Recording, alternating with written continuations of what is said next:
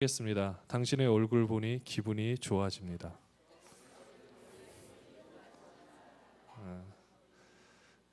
정말 기분이 좋아지십니까? 네, 좋아지시는 줄로 믿습니다. 미국 시카고에 있는 어느 한 교회에서 3살짜리 여자아이의 장례식이 있었습니다. 먹지 못해 굶어 죽은 아이였습니다. 그런데 이 불쌍한 여자아이의 장례식에 남루한 옷을 입고 충혈된 눈으로 찾아온 알코올 중독자가 있었습니다. 그 알코올 중독자는 사람들이 기도하는 틈을 타 죽은 여자아이의 신발을 벗겨 달아났습니다.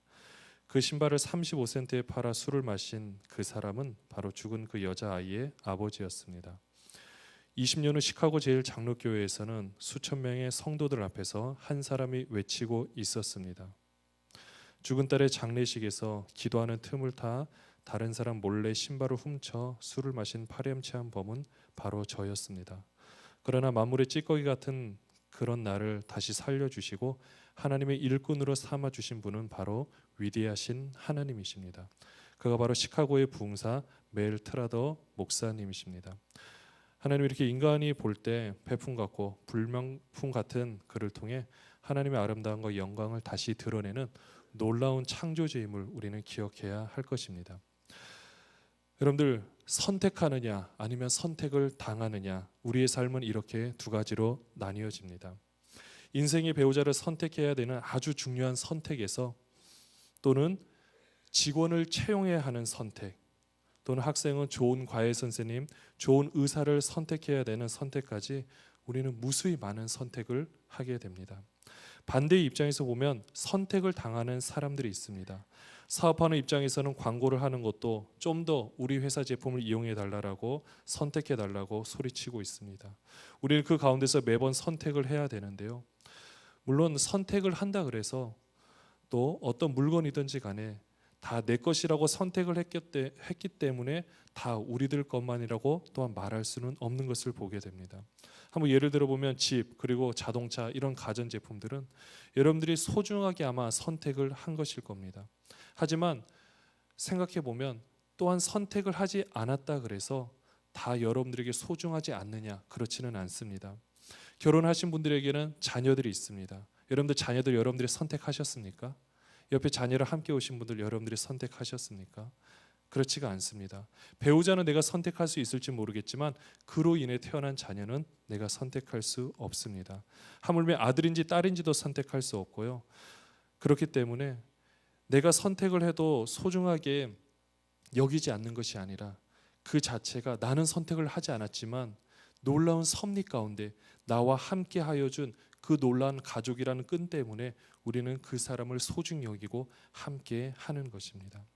어떤 경우는요, 내가 선택을 했는데도 불구하고 소중히 여기지 않는 것이 있습니다. 옛날에는 좋아서 산 옷이라 할지라도 유행이 지나거나 그것에 담겨있는 좋지 않은 추억으로 바뀌어지게 되면 아무리 비싸고 좋은 것이라 할지라도 별로 중요하지 않게 여깁니다. 물건이 나빠서 그렇습니까? 아닙니다. 그것에 의미를 부여하는 것이 낮아졌기 때문입니다. 이처럼 오묘한 것이 우리의 삶이고요, 그 속에서 일어나는 선택인 것을 보게 됩니다. 여러분들, 제가 여러분들에게 한번 질문을 던질 텐데요, 이 세상에서 가장 쉬운 질문이면서 가장 어려운 질문이 있습니다. 여러분들이 하나님을 선택하셨습니까? 하나님이 여러분을 선택하셨습니까? 역시 여러분, 당연히 나올 줄 알았지만 이게 굉장히 쉬우면서도, 여러분들은 쉬운데요, 이 질문에 대한 답이 어려운 사람들도 많습니다. 보통 교회를 다니지 않는 사람들을 말하고 있겠죠. 은혜를 받고 은혜 있는 우리는 이런 후자의 고백, 하나님이 나를 선택하셨다라고 우리는 고백을 합니다. 그러나 하나님을 제대로 알지 못하는 사람은 본인들이 하나님을 택해야 된다라고 알고 있습니다. 그리고 그 사람들이 하는 얘기가 있죠. 나는 아직 종교 그리고 하나님을 택하지 않았다. 이 두 가지 질문에 어떤 대답을 하느냐에 따라서 그 사람의 세계관 그리고 가치관을 알 수가 있습니다. 우리 눈에 보는 대로만 본다면요, 우리가 하나님을 택하는 것이 맞는 것처럼 보입니다. 나 중심적으로 바라보면 그런 거죠. 내 관점에서 하나님을 이해하려고 하면 바로 그렇게밖에 말을 할 수가 없는 것을 보게 됩니다. 여러분들, 아주 좋은 식당에 모든 이렇게 같이 가서 식사를 한다 할 때 아주 어린 자녀들한테 물어보면요, 굉장히 좋은 음식을 먹어도 물어보면 맛있었냐 물으면 별로라고 이야기를 할 때가 많습니다. 왜 그런지 아십니까? 놀이방이 없어서입니다. 그것만 하더라도 본인들의 입장에서는 놀이방이 있냐 없느냐, 즐겁게 놀았느냐 놀지 않았느냐가 좋은 식당이냐 그렇지 않느냐로 나뉘어지게 됩니다. 하지만 우리는 어떻습니까? 그것과 상관없죠. 좋은 분위기에 좋은 음식을 먹으면 됩니다. 그리고 식당의 역할은 좋은 음식을 제공하는 것입니다. 이런 것처럼 그 어린아이의 입장, 그리고 나만 생각하는 입장에서 관점에서 바라보면은 그렇게만 생각을 하는 것입니다. 하지만 엄연한 것은 하나님께서 우리를 선택하여 주셨다라는 사실입니다. 이 하나님께서 우리를 누구보다도 더 잘 알고 계시는 하나님께서 이 당시 이스라엘 백성들에게 오늘 말씀을 통하여 선포하십니다. 2절에 보면요, 이렇게 선포합니다. 나는 너를 애굽 땅 종 되었던 집에서 인도하여 낸 내 하나님 여호와니라. 여러분들 이 말씀을 수없이 많이 들으셨을 겁니다. 신명기에 특별히 10계명이기도 하고요, 그 서문이기 때문에 너무나도 많이 들으셨을 겁니다. 그런데 잘 보면요, 하나님께서 이게 보면 나는 너라고 말씀하십니다. 여러분들 원래 하나님의 뜻이 무엇입니까? 스스로 계신 분 또는 뭐뭐이다. 그래서 나는 나다, 이렇게 하나님께서 본인에 대해서 말씀 그렇게 하시죠. 나는 나다. 그런데 그 나라는 존재가, 스스로 계신 그 존재가 우리에게 너라는 것으로 말씀해 주는 것은 이것은 굉장히 놀라운 겁니다. 우리는 매번 들으니까 나는 너, 너는 너 이렇게 말하지만요, 그 하나님이 이스라엘 백성들에게 공동체에 대해서 나는 너를 이렇게 말씀하고 계십니다. 그 존재를 그대로 인정하여 주는 거죠. 바로 더 나아가 그 존재에 대해서 약속을 맺어 주십니다. 우리는 이것을 언약이라고 이야기를 합니다. 이것은요, 단순한 선택이 아닙니다. 우리는 봤을 때 하나님이 그냥 나는 너를 택한 것 같고요, 이스라엘 백성은 그냥 택했다고 생각하겠지만요, 하나님은 이스라엘 백성들을 택하기 위하여서 수많은 그 역사적 사실들 가운데 하나님이 먼저 그들을 택하셔서 놀라운 계획을 하시고 있었던 것을 우리는 말씀을 통해 살펴볼 수가 있다라는 겁니다. 창세기 15장 13절에 보면 이렇게 말씀을 하고 있습니다. 여호와께서 아브라함에게 이르시되 너는 반드시 알라 내 자손이 이방에서 객이 되어 그들을 섬기고 그들은 400년 동안 내 자손을 괴롭히리니. 이 말씀이 먼저 창세기의 아브라함을 통해서 하나님께서 해주신 말씀입니다. 미리 말씀하셨고요, 그래서 이스라엘 백성들의 그 애굽 땅에서 겪는 고난은 그들이 잘못해서 받는 것이 아니었다라는 겁니다. 분명히 명시된 하나님의 특별한 섭리 아래 있는 고난이었다라는 겁니다. 그리고 역사의 순간 가운데 하나님은 그들을 기억하고 계셨습니다. 그리고 때가 되었습니다. 출애굽기 2장 24절에서 25절에 보면 하나님이 그들의 고통 소리를 들으시고 하나님이 아브라함과 이삭과 야곱에게 세운 그의 언약을 기억하사 하나님이 이스라엘 자손을 돌보셨고 하나님이 그들을 기억하셨더라. 그 역사적 상황 가운데서 사실 그 노예 생활이 얼마나 힘들고 어려웠겠습니까? 그리고 그 사람들이 도대체 하나님은 살아계신가, 아마 이렇게 불평불만하는 사람도 있었을 것입니다. 특별히 나일강의 수많은 태어난 생명들이 빛도 발하지 못한 채 던져지는 그것을 바라보는 부모의 심정은 더할 나위 없었을 거라는 겁니다. 그런데도 불구하고 그 가정에서도 하나님께서는 그들을 향한 놀라운 섭리를 가지고 계셨을 뿐만 아니라 그들을 돌보시고 계시고 하나님이 아시는 그 모양과 그 뜻을 움직여 가기 위하여서 그들을 택하셔서 인도하여 주시고 있었다라는 사실입니다. 이런 노예들은요, 결코 스스로의 힘으로 나올 수가 없습니다. 왜냐하면 일단은 권력의 힘 때문에 되지 않습니다. 그리고요, 권력이 아니다 할지라도 이미 생각 속에서 그 지독한 노예 근성, 여러분들 이 4대 한 400년 정도 된다는 것은요, 사실 엄청나게 긴 생활 아닙니까? 이 정도 되는 그 속에서 헤어나오는 게 결코 쉬운 것이 아닙니다. 그런데 이런 일을 행하신 하나님께서는 10가지 재앙과 모든 것을 통하여 그들을 이끌어내실 때 하나님은 다시 한번 그들의 존재에 대하여 말씀하여 주십니다. 너를 애굽 땅에서 내가 인도하여 내었다. 종되었던 너를 내가 해방시켜 주었다. 자유인의 자격이 없는 우리를, 존재를 자유인으로 삼아 주셨다라는 겁니다. 근데 이스라엘 백성들에게 있어서는요, 이렇게 자유인이 되었다라고 하지만 그들의 노예 근성과 습성과 모든 것에서는 이 자유를 누릴 만한 그런 것들이 없었습니다. 예전에 개그 프로그램에서 유행했던 한 프로그램이 있었는데 중국집에서 이렇게 시작해서 재벌 기업이 되었는데요. 그 회장이 되었는데 예전의 삶의 방식에서 벗어나지 못해서 그 삶을 누리지 못하는 것을 소재로 삼는 이야기가 있었습니다. 그래서 뭐 누려라는 말을 보통 했었는데요. 마찬가지입니다. 환경적으로는 누려야 되겠지만 그의 마음적으로 누리지 못했던 그들을 하나님께서는 아셨기 때문에 먼저 하나님께서는 그들에게 먼저 마음을 만지시고 그들을 회복시키기를 원했습니다. 왜냐하면요, 노예 근성이 있는 사람에는 내가 이렇게 자유를 누린다 할지라도 권력의 또 고통 속에 있을까 봐, 그 권력을 통하여 내가 채찍질 당하고 내가 계속해서 상처를 입다 보니 내가 이렇게 자유인으로 되면 안 되겠구나, 이런 억압된 마음이 있었을 거라는 겁니다.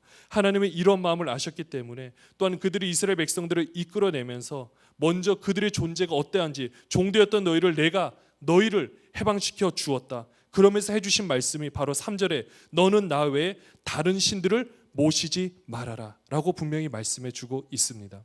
여러분들, 이것은 우리들이 생각했을 때 단순한 다른 어떤, 지금으로 말해서 뭐 다른 종교를 가져라, 다른 종교를 가지면 안 된다, 이것도 당연하지만요, 이 당시에는 좀 더 큰 의미가 있었다라는 겁니다.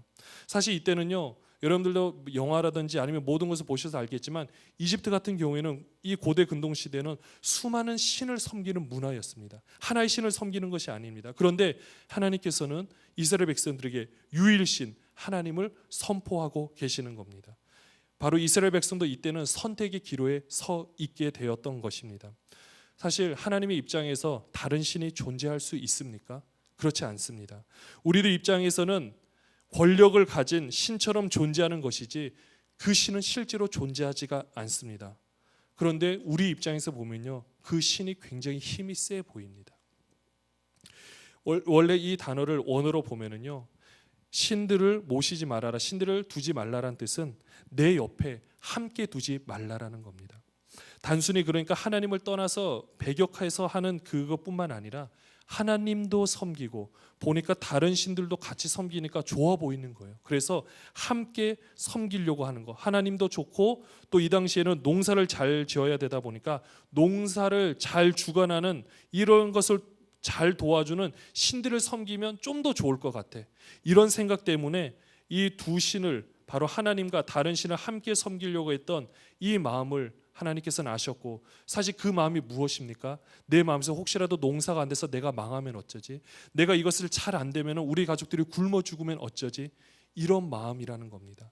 하나님은 이런 마음을 아셨기 때문에 이런 마음에서 자유하게끔 다른 것에서 얽매이지 말고 나만을 바라보라. 내가 너희를 인도하여 낸 너의 하나님 여호와다. 나는 너의 존재가 어떠한지 알았고 그것조차도 나의 계획 속에 있었고 이제는 너를 통하여 내가 놀라운 계획을 펼치려고 내가 너를 택하였다.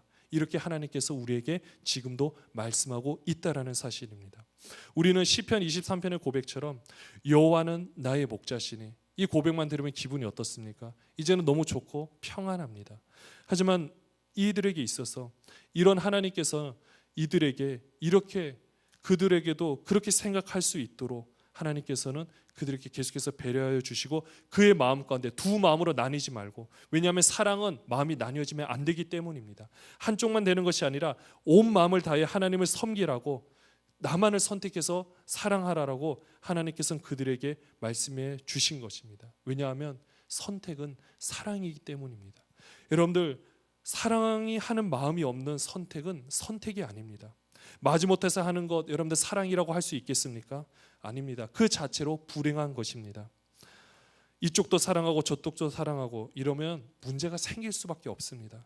사랑은 교감이기 때문에 일방적일 수도 없고요, 온전한 마음을 원하시고 온전한 마음이 사랑이기 때문에 하나님께서는 우리가 하나님을 사랑함으로 정말 진정한 자유인 온전한 자유를 누리라고 하나님께서는 자신을 택하라고 말씀하시고 그들에게 진정한 자유를 선물해 주고 싶었던 것입니다.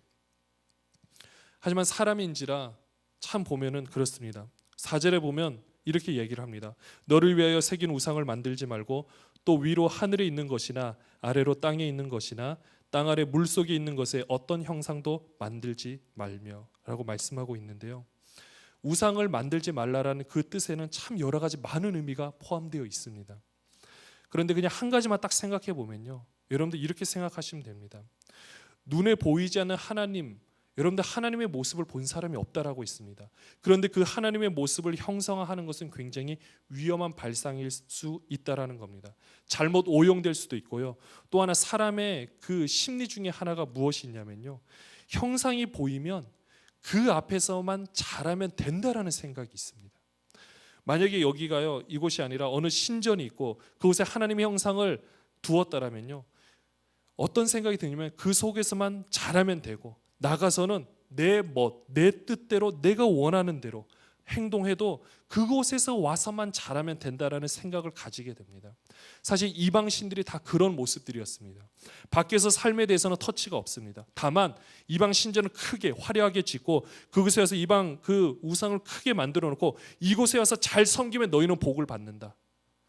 하지만 너희 삶은 너희 멋대로 살아도 상관이 없다 해서 성적으로 타락하고 굉장히 안 좋은 모습을 보이게 됩니다. 하지만 하나님은 눈에 보이지 않습니다. 언제 어디서 우리를 어떻게 바라보는지 우리는 알 길이 없습니다.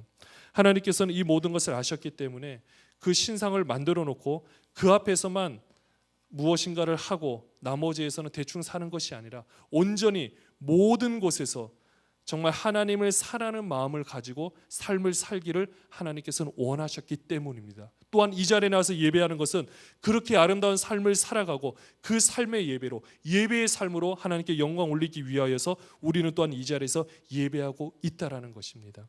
하나님께서 이런 형상을 통하여서 그 사람의 여러 가지 모든 것을 통하여서 그 당시에 그 안에서만 움직여지는 신앙생활, 그러니까 잘못된 교회 중심의 신앙생활을 하나님은 배격하셨던 겁니다. 좋은 교회 중심의 신앙생활은 너무나도 좋습니다. 하지만 잘못된 교회 중심의 신앙생활을 하면 우리의 삶을 다 내팽개쳐 버리고 우리의 삶은 아무것도 아니라고 생각된다면 여러분들 그것은 문제가 있다라는 겁니다. 하나님은 그렇게까지 우리에게 원하시는 것이 아닙니다. 하나님께서는 우리를 정말 사랑하신 그 하나님께서는 마음의 자유를 통하여서 진정한 자유함으로 누릴 수 있는 자유를 통하여서 자신을 섬기기를 하나님은 원하시고 있다는 겁니다. 하나님 앞에서 내가 무엇을 잘못했으니까 내 삶이 잘못될까는 그런 불안함 속에서 하나님은 우리가 고통당하는 걸 하나님은 원하시지 않는다라는 겁니다. 하지만 우리가 우리의 삶이 정말 하나님 앞에서 잘 살기를 원하고 계시고요, 우리가 바른 선택을 해서 더 풍성한 삶을 살기를 하나님은 지금도 간절히 원하시고 있다라는 사실입니다. 하나님 이렇게 마음속에 있는 다른 권력 때문에 눈치를 봐야 됐던 그 이스라엘 백성들 또한 우리의 모습들 때문에 하나님은 마음 아파하십니다. 어느 정도 마음을 아파하시냐면요, 오늘 5절에서 보면은 뭐하는 하나님이라고 표현된지 아십니까? 질투하는 하나님이십니다. 여러분들 질투하는 하나님이라 그러니까 혹시라도 마음이 좀 이렇게 삐졌다거나 이런 생각하시면 안 됩니다. 적어도 일단은 질투할 수 있다라는 건요, 사랑하는 마음이 있기 때문입니다. 여러분들 관심이 없는 사람한테 질투할 필요가 있습니까? 없습니까? 없습니다. 내가 정말 사랑하는 내 존재, 내가 목숨을 바쳐서 사랑했던 내 사랑하는 그 존재가 정말 나를 사랑하면서 잘 살기를 원하는 거지, 나를 사랑하지 않고 다른 곳에서 잘못된 방향으로 이끌어 간다라면, 잘못된 방향으로 나아간다라면 하나님의 마음은 미어지는 겁니다. 이 미어지는 마음을 질투하는 하나님이라고 표현을 한 것입니다. 사랑하는 여러분들, 우리가 앞에서 예화를 들었던 대로 어쩌면 우리는 정말 아무런 자격 없는 우리를 하나님께서 택하여 주셨습니다. 우리가 이 사실을 안다라면 우리는 또한 이스라엘 백성도 종되었던 그들을, 아무 희망이 없던 그들을 하나님께서 인도하여 주셨기 때문에 힘들고 어려운 일이 있을 때 무엇을 기억하면 됩니까? 그 종의 모습을 기억하면 됩니다.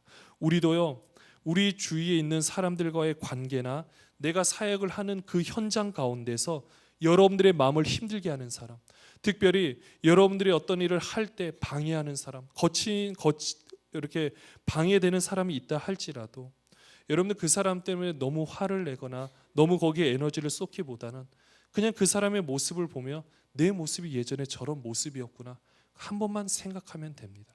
우리의 존재가 원래 어떠했는지 한 번만 생각해 보면 여러분들이 지금 겪고 있는 많은 문제들이 대부분이 해결될 거라 확신합니다. 하나님께서는 선택은 사실 보면 우리가 하는 것 같지만 하나님께서 우리를 먼저 선택하여 주셨고 이렇게 우리에게 은혜를 베풀어 주신 것입니다.